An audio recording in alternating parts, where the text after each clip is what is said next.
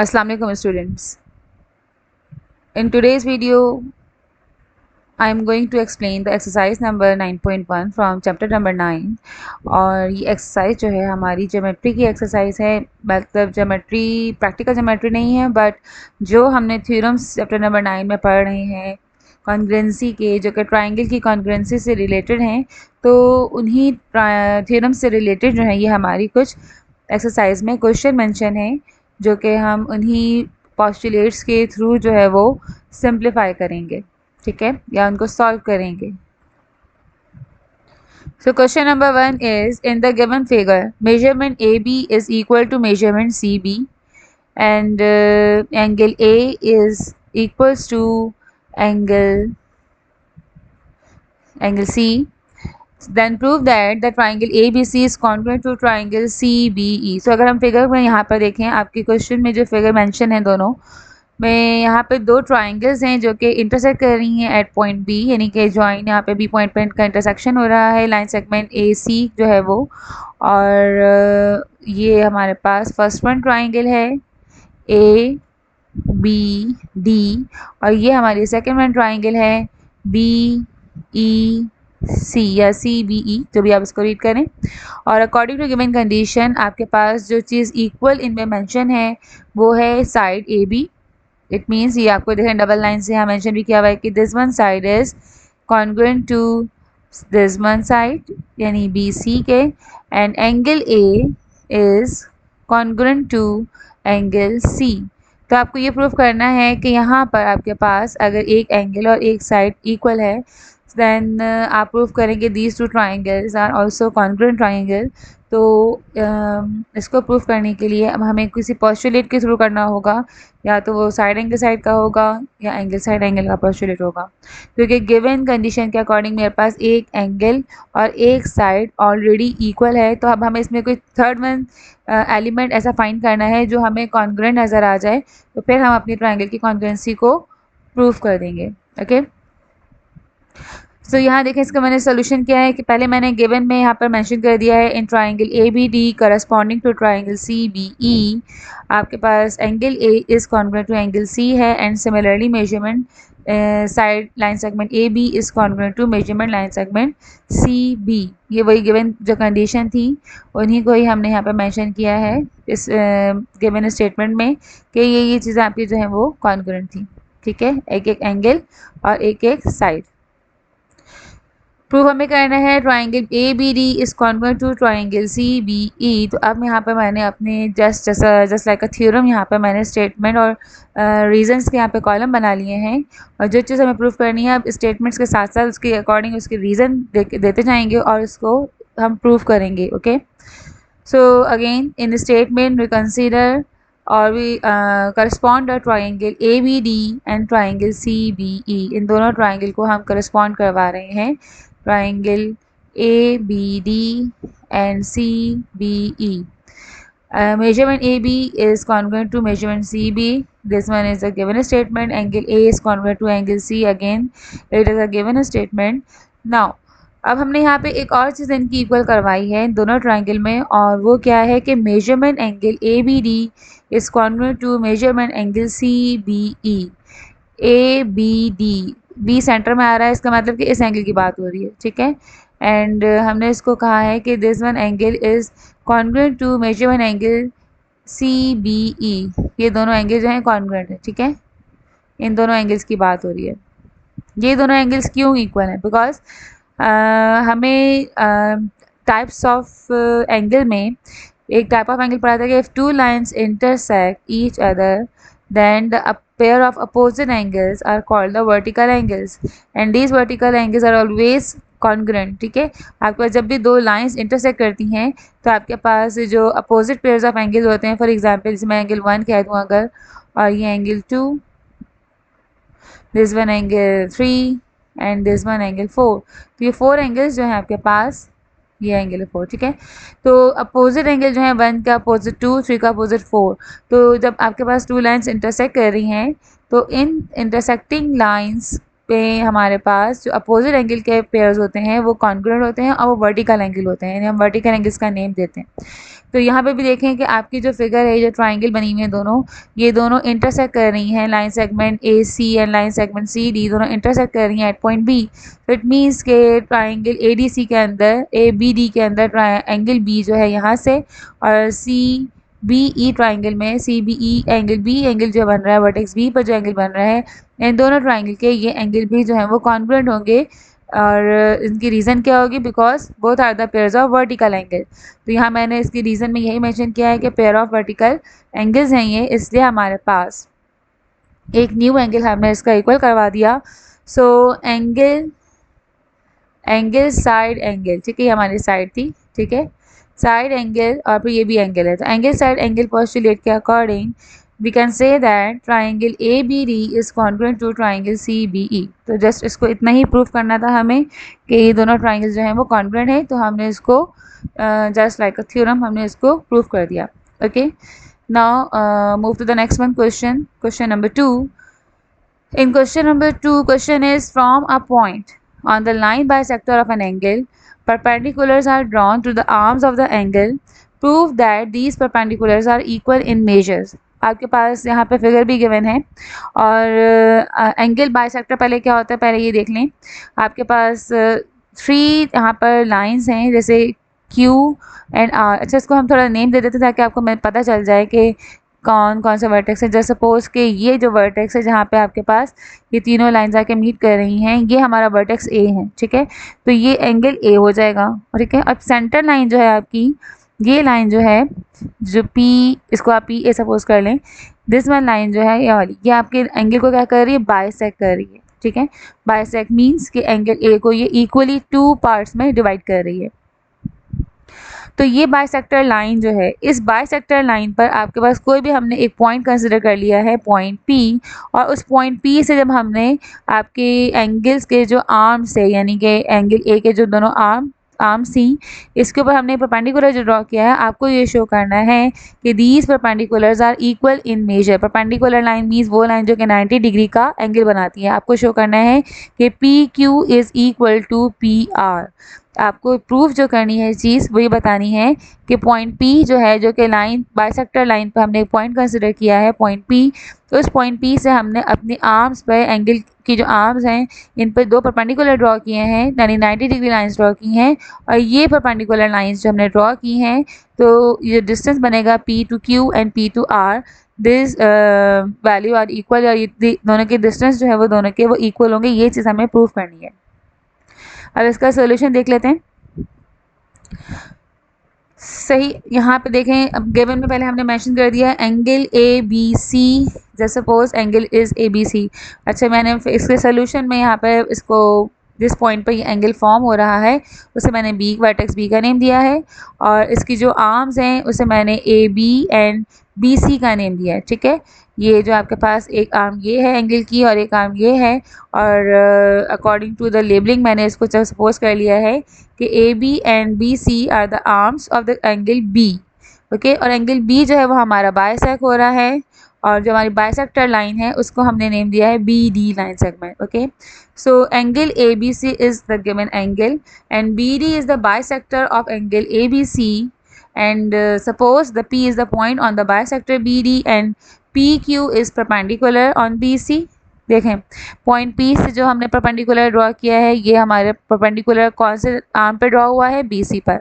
इसी तरीके से PR जो हमने परपेंडिकुलर ड्रॉ किया है वो कौन से आर्म पे ड्रॉ किया है? हमने AB पर। तो यही मैंने यहाँ मेंशन किया है, PQ is the perpendicular on BC। Similarly PR line segment is the perpendicular on AB। अगर मैं इसको मैथमेटिकली लिखूँ तो हम कह सकते हैं PQ इज परपेंडिकुलर, ये जो सिंबल बनाया हमने ये सिंबल है परपेंडिकुलर लाइंस का, ठीक है ना।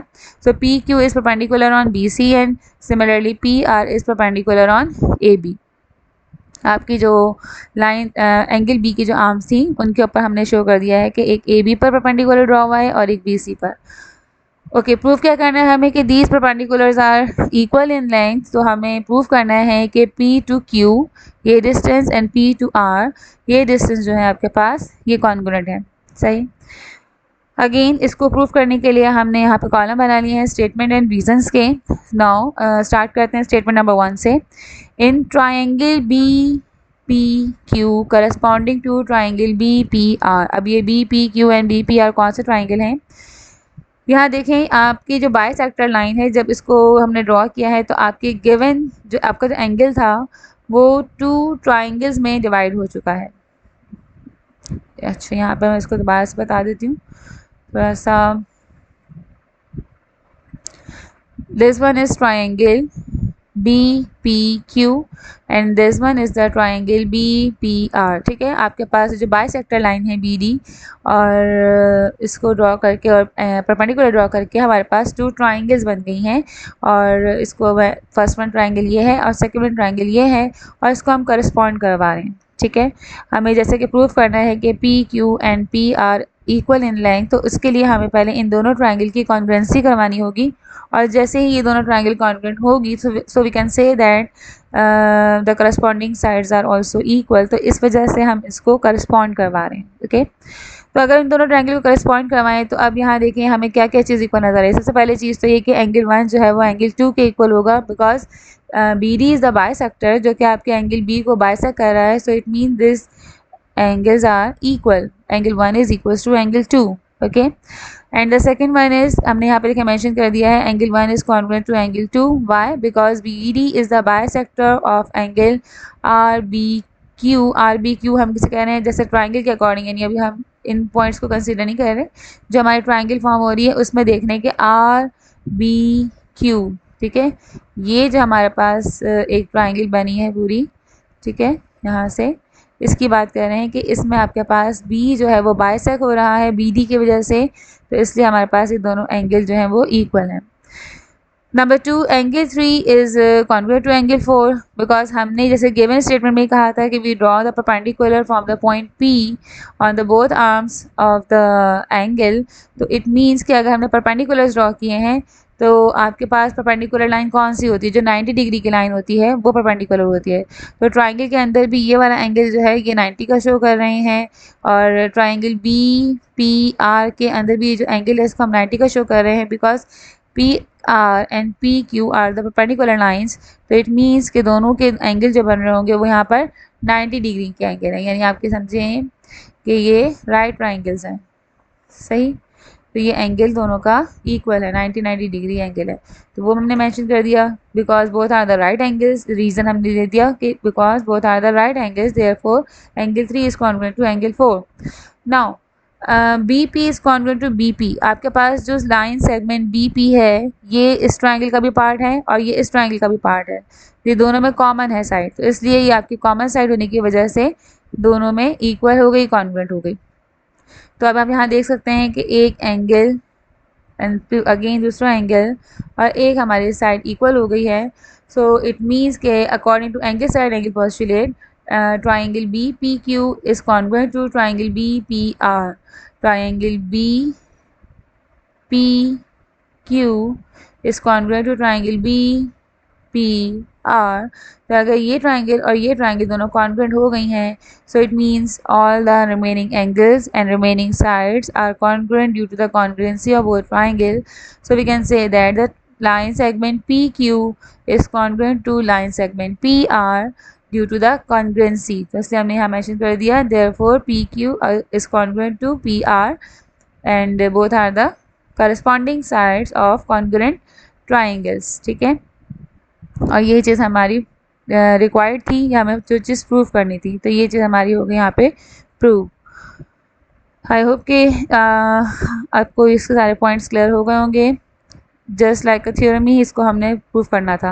Okay, now question number 3। अब क्वेश्चन नंबर 3 और 4 जो है इसमें हमें जो है वो इसको थ्योरम की तरह नहीं, बल्कि जैसे क्वेश्चंस के सोल्यूशन होते हैं वैसे ही हमें पोस्टुलेट्स को यूज़ करते हुए यहाँ पे कुछ अननोन वेरिएबल्स गिवन है, उनकी वैल्यू फाइंड करनी है। क्वेश्चन रीड कर लेते हैं। Question number 3, in the given figure we have triangle ACE congruent to triangle BDE। ये आपकी दोनों triangle given condition के according both are already congruent triangles such that measurement AC is equals to measurement BD equals to 3 centimetre. आपके पास ये दोनों sides जो हैं वो इक्वल हैं 3 centimetre, and measurement angle A is equals to 3x plus 1।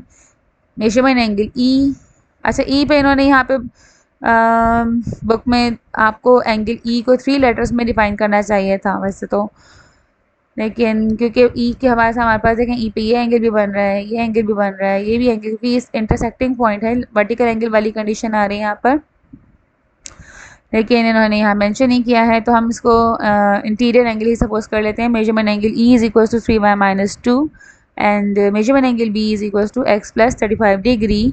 ठीक है, ये इसकी भी वैल्यू गिवन है, right. Find the value of x and y। Same यही फिगर हमने क्वेश्चन नंबर 1 में भी देखी थी। ठीक है, और क्वेश्चन नंबर 1 में हमने कहा था कि जैसे यहाँ पर देखें आपके पास जैसे एंगल ए गिवन है कि वो एंगल बी के इक्वल है, राइट। तो जब एंगल इक्वल होते हैं तो उसकी जो अपोजिट साइड्स होती हैं वो भी इक्वल होती हैं। जैसे अगर इक्विलेटरल ट्राइंगल होती है तो उसके तीनों एंगल्स इक्वल हो जाते हैं। अगर आइसोसेलेस ट्राइंगल होती है तो उसके 2 साइड्स इक्वल होती है, तो उसके अकॉर्डिंग उसके 2 साइड्स के साथ 2 एंगल्स भी इक्वल होते हैं। तो इसी तरीके से अगर हम यहाँ देखें, एक साइड आपकी इक्वल है, ठीक है, इसका अपोजिट एंगल जो कि वर्टिकल एंगल भी बन रहा है वो एंगल भी इक्वल हो गया। यानी अगर मैं इसको 3 लेटर में पढ़ूँ इंटीरियर एंगल्स को दोनों ट्राइंगल के, तो angle A E C is congruent to angle D E B. Okay, ये दोनों एंगल इक्वल हैं और ऑलरेडी इन्होंने मेंशन किया हुआ है बोथ ट्राइंगल्स आर कॉन्ग्रुएंट। इसी तरह से एंगल ए जो है वो एंगल बी के इक्वल है, सही। तो अगर ई की अमाउंट भी इक्वल है, बी की अमाउंट भी इक्वल है, तो इसका मतलब कि जो सी एंगल है वो भी डी के इक्वल होगा, क्योंकि आपको पता है कि एंगल्स ट्राइंगल के तीनों एंगल का सम जो 180 होता है। तो अगर A B equal and E vertical angle है ये भी इक्वल है, तो इसका मतलब कि सी और डी की वैल्यू भी इक्वल है। और ई जो हमारा मिड पॉइंट है यहाँ पर, ठीक है, अगर ये E is the mid point of A B और सी डी, तो इट मीन्स कि ये जो आपकी साइड्स हैं इन ट्राइंगल्स की, इनके एंगल जो हैं और इनकी साइड्स जो हैं वो इक्वल हो गई हैं। इट मीन्स के हम ये कह सकते हैं कि आपकी जो ट्राइंगल बन रही है ये ए ई सी जो है एक आइसोसेलेस ट्राइंगल है, और सिमिलरली डी बी ई भी एक आइसोसेलेस ट्राइंगल है, और इनके टू एंगल्स जो हैं वो कॉन्ग्रुएंट हैं। अब यहाँ देखते हैं इसको x और y को फाइंड करने के लिए हम कौन सी यहाँ पे लॉजिक अप्लाई करते हैं। सॉल्यूशन में देखें, हमने पहले मेंशन कर दिया है कि since triangle ACE is congruent to triangle BDE, okay, this one is congruent to this one triangle. So due to the congruency, all the corresponding sides and the angles are also congruent. हमने कहा कि अगर ये दोनों triangle जो हैं वो congruent हैं तो इनके सारे एंगल्स भी इक्वल हो गए और इनके सारे साइड्स भी जो हैं corresponding साइड्स जो हैं वो इक्वल हैं।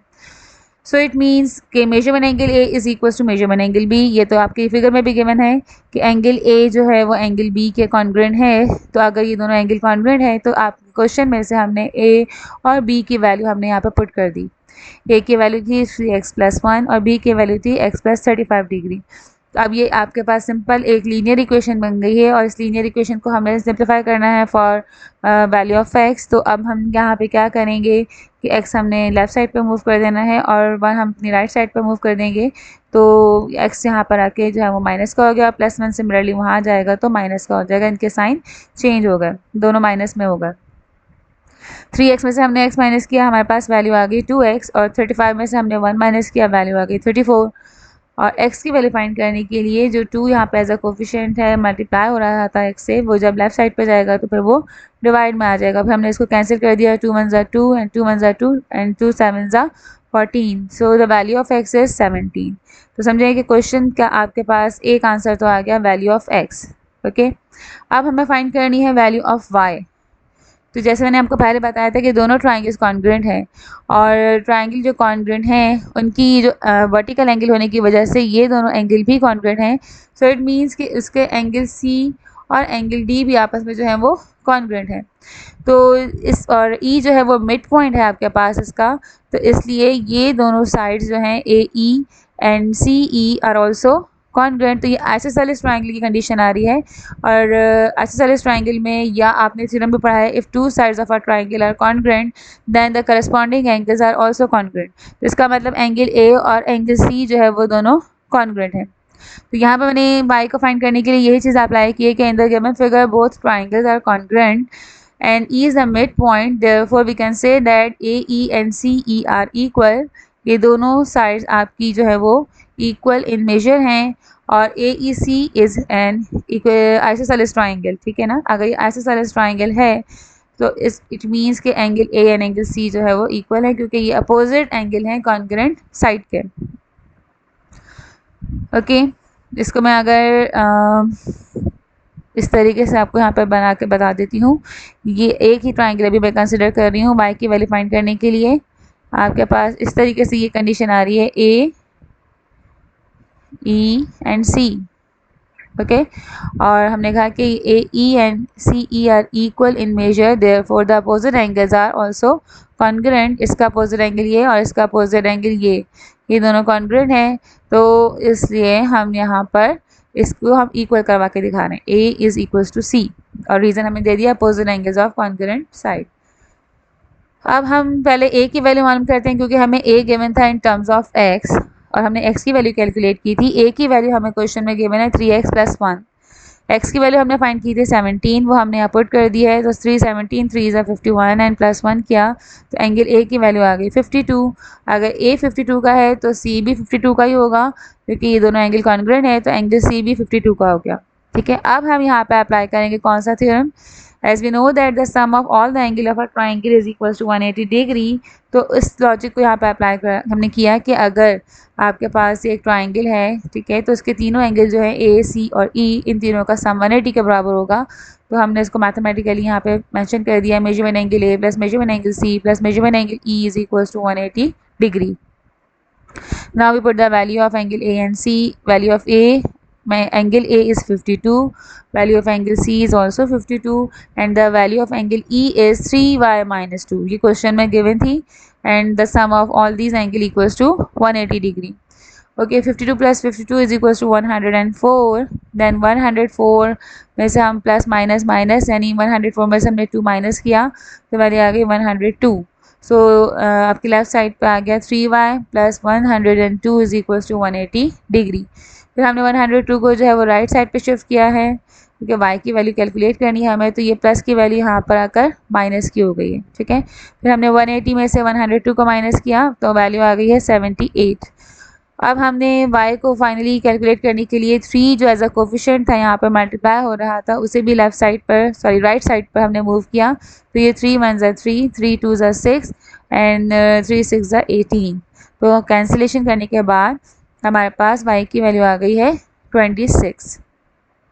तो इस तरीके से हमने अपने दोनों unknown variable x and y की वैल्यू जो है वो कैलकुलेट कर ली। Okay the last one question number 4 is, in the given figure triangle DEF is congruent to triangle PQR such that measurement DE is equals to 6x plus 1 centimeter, measurement EF is equals to 8 centimeter। देख लिया आपके पास triangle given जो है ये congruent है, okay already. और ये आपकी सिंगल लाइन जो मेंशन कर रही है कि आपकी साइड DF जो है वो PR के इक्वल है, DE जो है वो PQ के इक्वल है, और ये तीनों लाइन थर्ड आपके पास जो है ट्रिपल लाइन से शो किया गया है कि side EF is congruent to side QR। Okay, both triangles are congruent triangles। okay, ये given है कि these triangles are congruent। so if these triangles are congruent, so it means the corresponding sides are also congruent and the corresponding sides are mentioned in the figure already। okay, यहाँ पे mention की हुई है यहाँ पर, और इन sides को but जो इनकी लेंथ हमें given है वो थोड़ा सा अननोन वेरिएबल के साथ गिवन है, यानी जो आपकी मेजरमेंट DE है इसकी लेंथ आपको गिवन है 6x प्लस 1, और EF साइड जो है आपकी यहाँ पर ट्राइंगल DEF में ये वैल्यू आपको गिवन है 8, और ट्राइंगल PQR में RQ की जो लेंथ आपको गिवन है इस वर्टिकल लाइन की ये हमें गिवन है 5y माइनस 7, 5y माइनस 7, ठीक है, ये आपकी ये वाली साइड है। और पी क्यू जो है आपको गिवन है ये साइड 10x माइनस 19।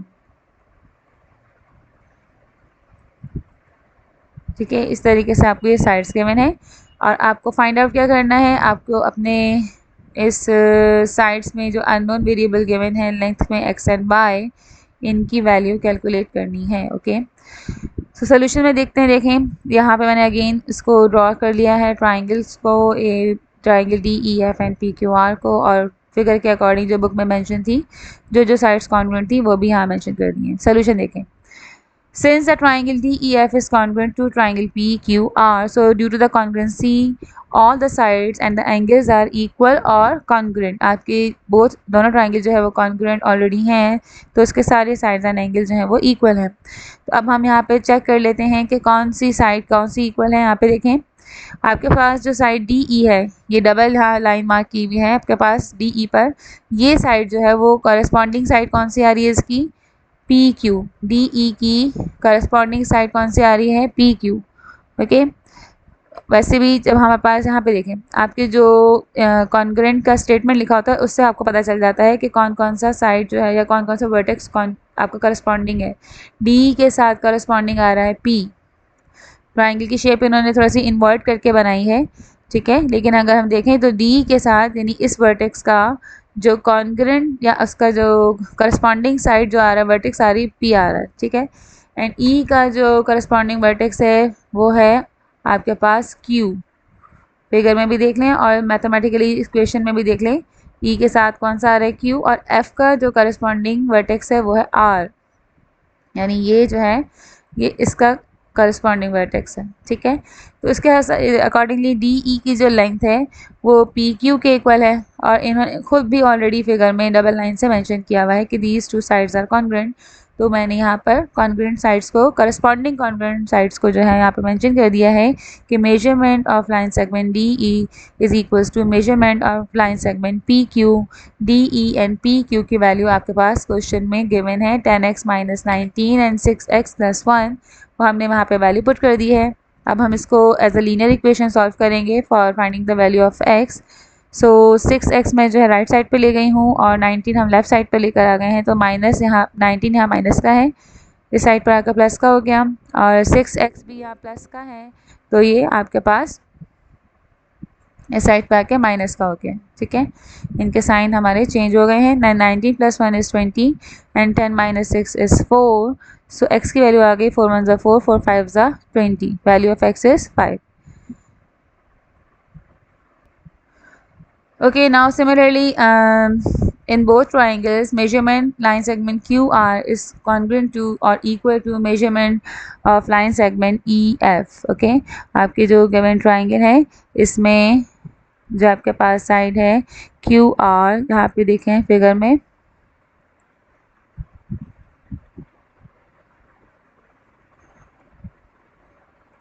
QR आपके पास ये ट्राइंगल है पी क्यू आर, तो इसमें जो साइड है आपकी क्यू आर यानी this one side is equals to side E F, और ई एफ की लेंथ हमें गिवन है 8। ठीक है, एंड क्यू आर जो है वो आपके पास आर क्यू और क्यू आर एक ही बात है, ये दोनों जो है इसकी इक्वल है साइड्स, तो इसको हमने यहाँ पर इक्वल करवाया है कॉन्ग्रुएंसी की वजह से कि measurement Q R is equal to measurement E F. So Q R is 5 minus 7 and E F is equal to 8। Then 7 को हमने इस तरफ मूव किया है तो ये माइनस का वैल्यू यहाँ पर प्लस की हो गई, 7 plus 8 is 15 and the y जो है उसको हमने सेपरेट किया, 5 जो है कोफिशिएंट था उसको हमने जो है राइट साइड पर मूव किया है, तो यहाँ पर जो है वो मल्टीप्लाई हो रहा था, यहाँ पे आके डिवाइड हो गया, 5 1 ज़ा 5 एंड 5 3 ज़ा 15। So the value of y is 3। So exercise हमारी यहाँ पे हो गई है कंप्लीट। आई होप के सारे आपके जो है इसके क्वेश्चन जो हैं वो क्लियर हो गए होंगे और अच्छे से आपने अंडरस्टैंड कर लिए होंगे, और ये जस्ट लॉजिकली क्वेश्चन है, इसको वैसे तो बोर्ड के पेपर में तो जस्ट थ्योरम ही आपके पास लिखने के लिए आता है। ये जो एक्सरसाइजेज हैं इनसे कभी कोई क्वेश्चन वैसे पेपर में आया नहीं, लेकिन अब इस न्यू बुक के अकॉर्डिंग पेपर पैटर्न तो अभी हमें मिला नहीं है, तो इसलिए मैंने ये एक्सरसाइज भी आपको जो है वो सब कम्प्लीटली जो है वो सॉल्व यहाँ पे करवा दी है। तो अगर आपको अच्छे से आपने अंडरस्टैंड कर लिया हो और कोई आपको मतलब कोई डाउट नहीं है और आपको वीडियो पसंद आई हो तो मेरी वीडियो को लाइक ज़रूर कीजिएगा और इसको शेयर कीजिएगा अपने और क्लास फेलोज़ के साथ। शेयर ज़रूर कीजिएगा और मेरे चैनल को सब्सक्राइब कीजिएगा। ओके, थैंक यू, अल्लाह हाफ़िज़।